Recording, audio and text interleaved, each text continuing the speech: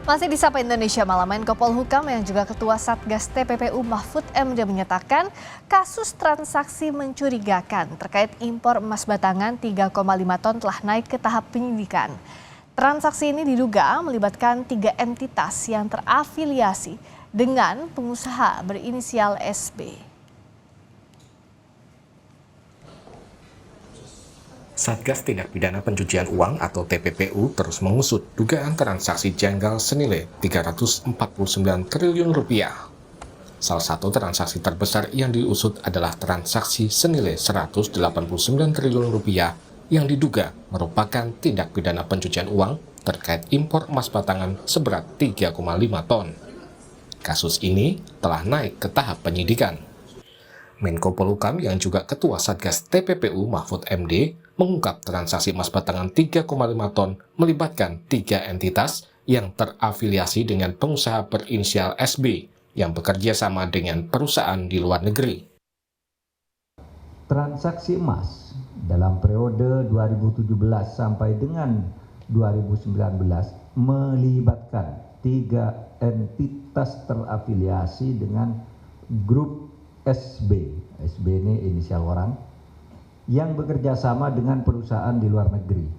Ditemukan fakta pemalsuan data kepabeanan yang menyebabkan hilangnya pungutan PPh sesuai pasal 22 atas emas batangan ekspor seberat 3,5 ton atau 3,5 ton. Mahfud MD juga mengungkap modus kejahatan dengan mengkondisikan seolah-olah emas batangan yang telah diimpor telah diolah menjadi perhiasan dan seluruhnya telah diekspor. Padahal emas batangan 3,5 ton tersebut diduga beredar di perdagangan dalam negeri.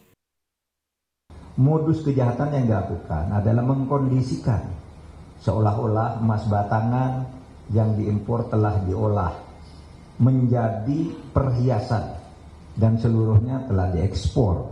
Padahal berdasar data yang diperoleh, emas batangan sebesar 3,5 ton diduga beredar di perdagangan dalam negeri.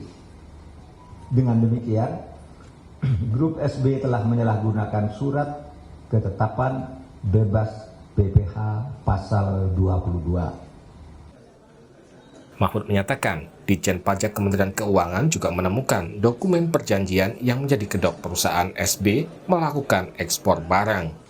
Selain itu, grup SB diduga juga tidak melaporkan SPT tahunan dengan benar. Tim Liputan, Kompas TV. Kita bahas langkah pengusutan kasus transaksi janggal impor emas 3,5 ton bersama pakar tindak pidana pencucian uang Yenti Garnasi. Selamat malam Bu Yenti. Selamat malam Mbak Friska. Kalau kita lihat dari nilainya 189 triliun, apakah ini bisa jadi salah satu kasus TPPU yang besar atau bahkan kasus TPPU terbesar Bu Yenti? Ya, sepertinya yang besar ya, terbesar ya, 189 triliun ya.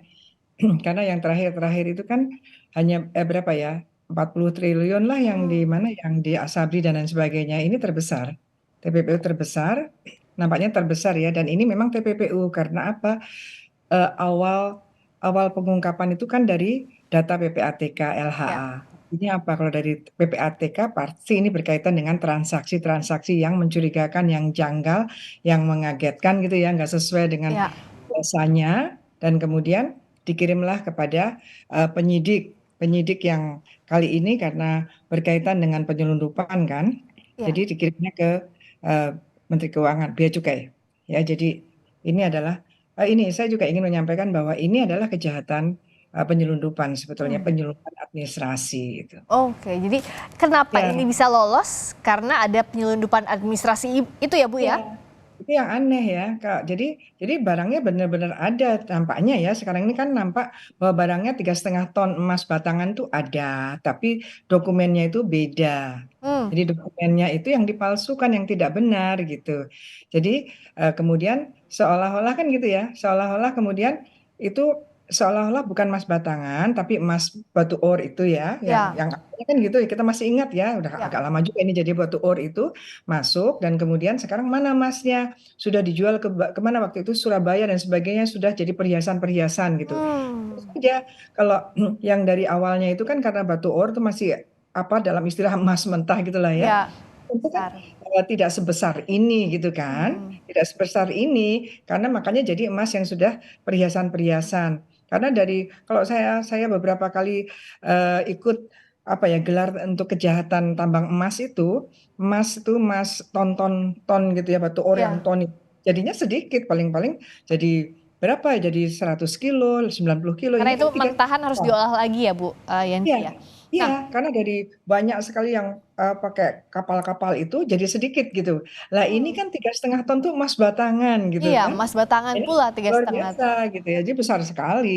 Karena kalau yang awalnya disangka batu or, paling kalau jadi batangan tidak jauh dari yang 3,5 ton Iya. ini. Nah ini dah ada kecurangannya kan di sini, artinya pemasukan negara di sini. Meskipun itu adalah pemasukan negara dipajakin gitu ya, tapi tetap ini namanya kejahatan penyelundupan, jangan ditarik ke kejahatan pajak, jangan pakai Hmm, undang-undang pajak, nanti malah bisa lolos karena ada undang-undangnya sendiri. oke. Inilah yang namanya penyelundupan administrasi. Penyelundupan itu kan ada dua, Iya. penyelundupan fisik yang itu masuk tanpa dokumen sama sekali, atau seperti ini penyelundupan administratif ada dokumennya tapi dokumennya dipalsukan. Kalau sebesar ini pasti tidak mungkin orang yang berkepentingan yang punya keinginan untuk menyelundup ini saja pasti ada bantuan dari orang dalam. Nah itu artinya siapa-siapa saja yang harus ditelisik lebih dalam kalau bicara soal Orang pemalsuan bea cukai kepabeanan. bea Bea cukai. cukainya, bea cukainya. Makanya kan ini mudah-mudahan penyidiknya jangan hanya bea cukai gitu, karena pasti bea cukainya, duananya, pintu masuknya ini kan